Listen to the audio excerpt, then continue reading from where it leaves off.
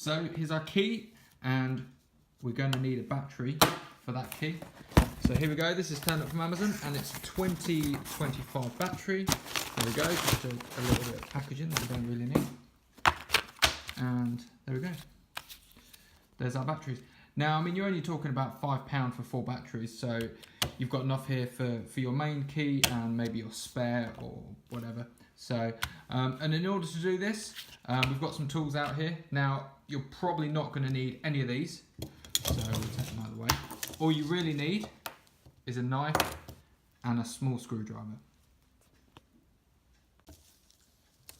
Right, so we've got our key. So the first thing to do, we flick it open, and then what you're going to do is take your crappy old butter knife, turn over the key, and then you want to slide it into the opening for where the blade goes, and then you want to slowly prise that up, just like so. There we go.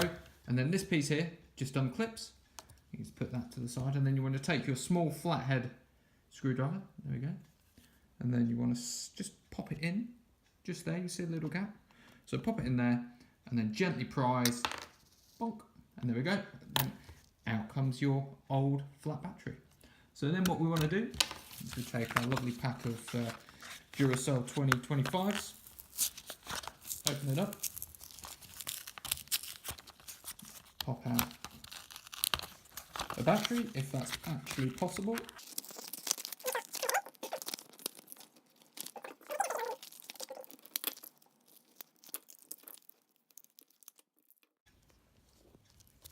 So it turns out we did need our knife in the end to remove our battery from the man-proof packaging on there. So first thing to do is just make sure that you take off the sticker on the back, otherwise the battery's not going to work.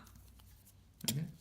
And then simply slide the battery into the key where it came from, and then it just pushes in.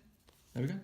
So then you take your cover, and then you do exactly the same. Now you slide the back end in first, and then just put pressure on there, and then it will click back in.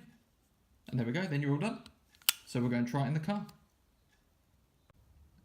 Right, so we've got our key fob with our new battery. So we're going to start her up.